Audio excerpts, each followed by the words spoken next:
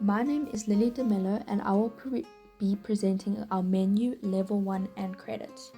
When you first land on the page, you're greeted with our menu.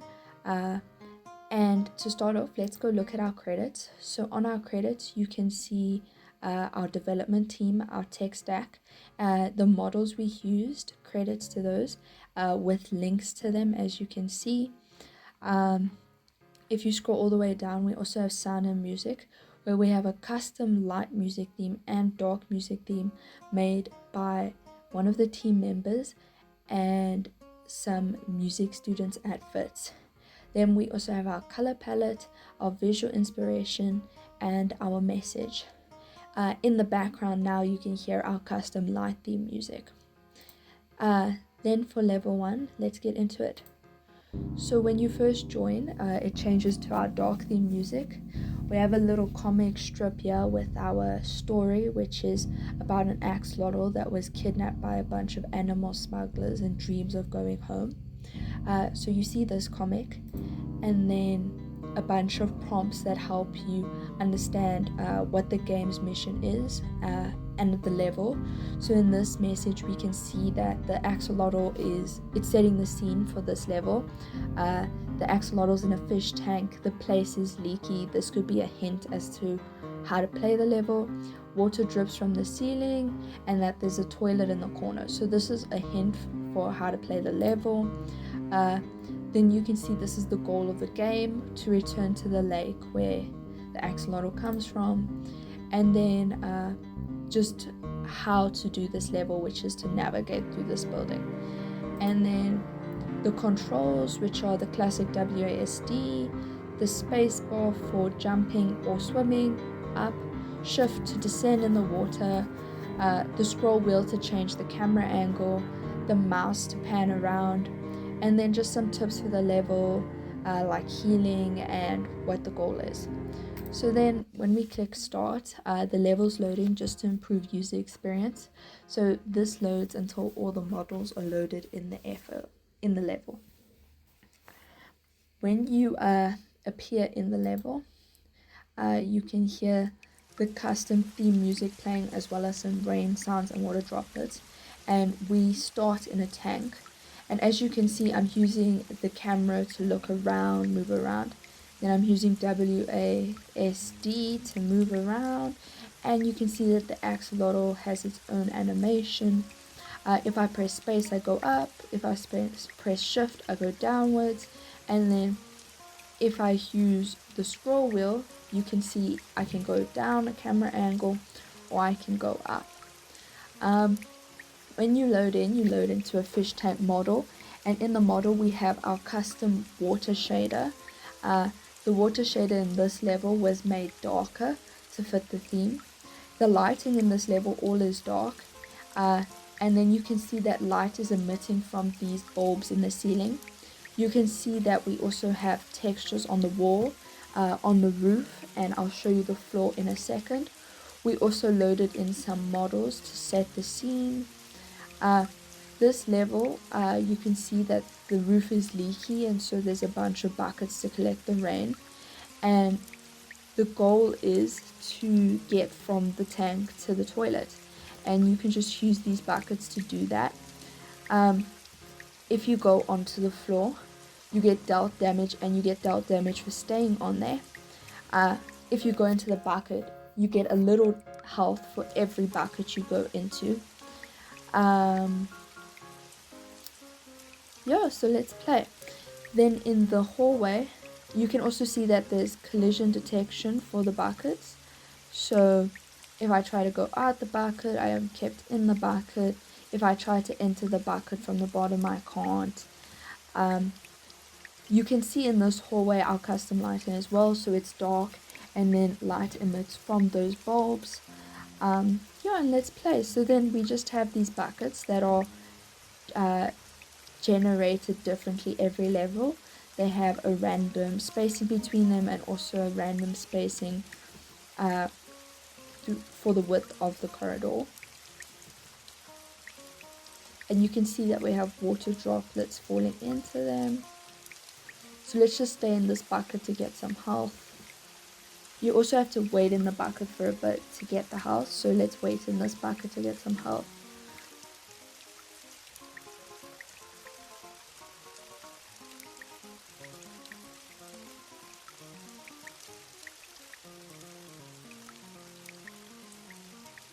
If the axolotl dies, it respawns back into the fish tank. Maybe I show that. And show the collision as well. So if you try to go into the bucket, you collide. Yeah, if you try to go into the fish tank walls, you collide. If you try go into the wall here, you collide.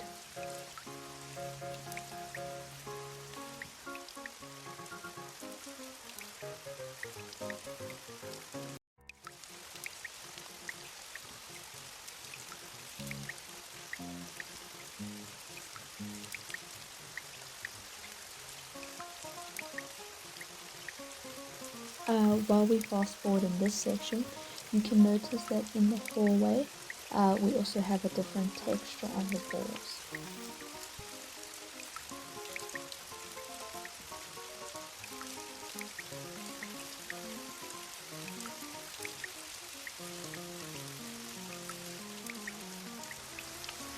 If you're struggling with a level, you can use this help button to view the level instructions and controls. We also have a menu button that you can use to return back to the main menu.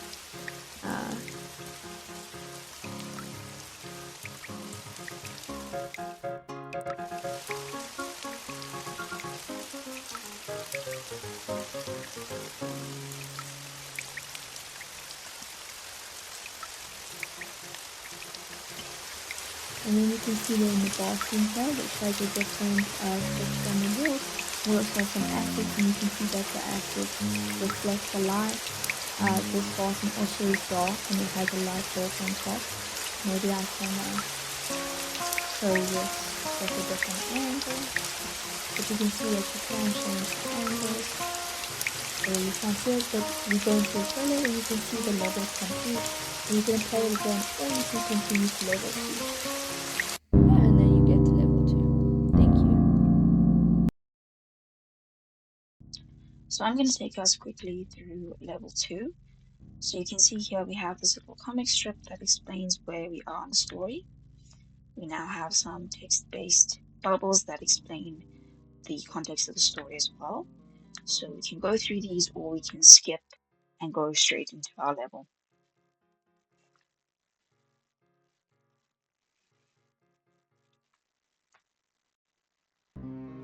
So the first thing you'll notice in this level is that it's a lot darker compared to level 1. The water shader, our custom water shader that's used throughout all 3 levels, is implemented here as well. This water shader uses time-based vertex displacement to create this rippling effect. We use 3 different colors that allow us to see these different reflections. In terms of the world, you can see that we used these pipe assets that create a bit of texture. Now, this level is quite dark. We used a dark green hemisphere light to create this sort of gloomy, dark sewer mood. That gave us a little bit of space to play around with some contrast, and you can see here that we have this grid light above us. It's a directional light, and that creates this effect that there's some kind of grid or open grate above us. Here we have our moving obstacles, which our character has to avoid unless he wants to get 15 damage to his health bar. These obstacles swirl throughout the water. They move in a circle radius to create the effect of moving through the water. They're bounded between the 2 walls of the pipe. We also have these weed patches that if you go through, you can see it slows our character substantially. Let's go through this one here.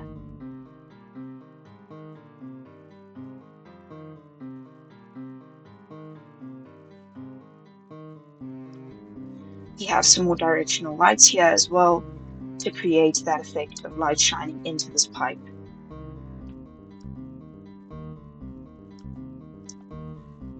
Once we reach this waterfall, you can see our character is automatically shifted downwards. until he reaches this final section here. We have some more obstacles floating in the water, as well as a couple more directional lights.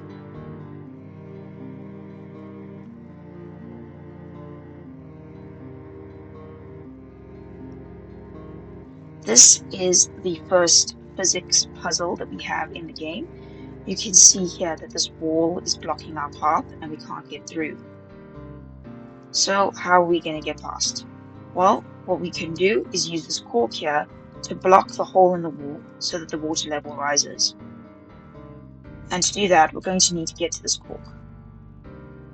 So we have to pass through these rather tedious weeds. Now, these weeds are deliberately tall so that our user will be prompted to lift their screen up a little bit so they can use some of the screen that is available to them.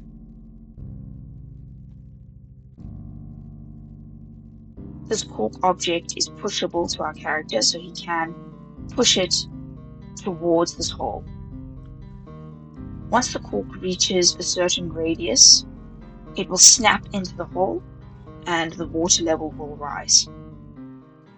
Once we're at a certain level, we can cross over the wall and continue with the level. Now that we're in the next stage of the game, we have 2 shrubs of vegetation and we have algae and a grid blocking us from entering the next stage. Now you might wonder, how are we going to get past? Can we even get past? As you can see, we are blocked. There's no way to go through. So in order to go through, we have to look for something that will cut through the algae. And as you can see in the distance, there is something floating on the surface. We're going to use that shard to cut the algae, and by pushing it, it'll allow us to cut the algae. We are able to push the shard because we have wrapped the shard around with bounding boxes, and the algae is also wrapped with a bounding box. So when the two intersect, the algae will disappear, allowing us to get to the next stage. Now, this final section of the level is where we encounter our first antagonists of the game. We have rats, and they are quite hidden in the vegetation, and they've got 3 states: the patrolling state, the chasing state, as well as the attack state. Now, as you can see, I have spotted a rat and it is now following us. So do our best to maneuver away from the rat. I'm going to allow myself to be attacked by the rat now, and as you can see, it inflicts damage of 15 points, and by stopping again I can show that there is a cooldown between damage hits. Now trying to go to the next pipe shows that another rat is not too far away, meaning that this is the only safe pipe to go through. And in the distance we see a manhole, and this is what will be used to escape the rats. And once we escape the rats, as you can see, in unit threshold between the manhole and the user, and once you meet that threshold, the level will complete. Hi guys, I'm Keisha taking you through level 3 gameplay. So what you see on screen is level 3 beta version. As you can see, it's a vast lake with some greenery and storks just patrolling the area. However, there were 2 major problems with the beta version that we decided to change. Number 1, the water was supposed to be polluted because axolotls are endangered due to polluted water. This water didn't look polluted. And number 2, the storks attacked you from the back, which looked as if their attack was farting rather than like clawing at you or anything like that. So we changed that up in our final version.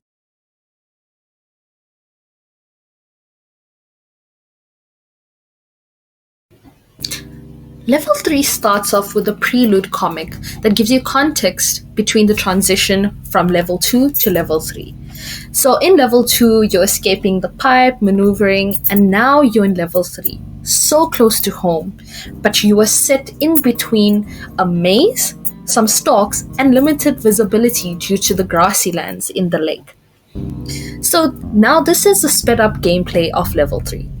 First of all, as you can see, in order to switch to the maze, you use C, the C key that gives you a top view. You can see many point lights that are representing fireflies, and if you look closer to the lilies, you'll see they actually do light up the lilies.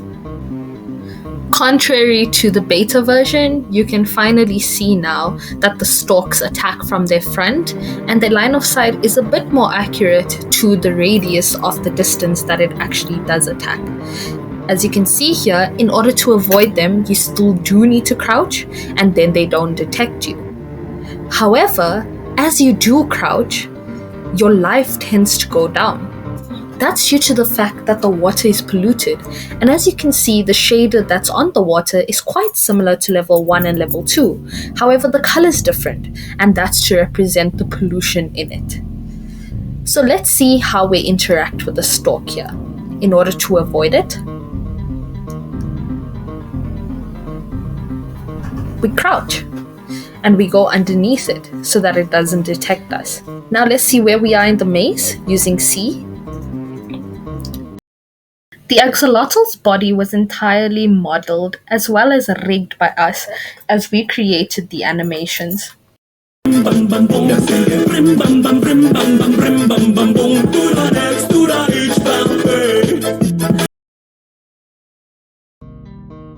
Now we're looking at how the stalk attacks. So as you can see over here, I'm being very brave and approaching the stalk. Moment of breath, and okay, let's just wait for it to turn once again. A few moments later. And here, now it's attacking me. So I am going back, but as you can see, it does follow me. So it's a stalker. And here, once it does approach me fully, my life starts to drain. And in order to stop that, I have to crouch and swim away. But crouching also, because polluted water, crouching also drains my life. To start regaining life once again, I have to bring my head above water to get some clean air. Now there are two outcomes to this game. The first is obviously draining your life entirely from stalks attacking you or crouching in polluted water, and you die. In that case, you can choose to just restart the level or quit, I don't know. And the second outcome you could possibly get is to race to the finish line. So complete the maze. Over here you can see me on my last sprint of the whole maze and get to the glowing gate at the end. But would you look at that? There's trash. And in order to get past this trash, you'll have to crouch. And victory, you finally helped Axie get home with a little comic at the end. And from here, you can choose to just restart level 3 because it's my favorite. I do it again.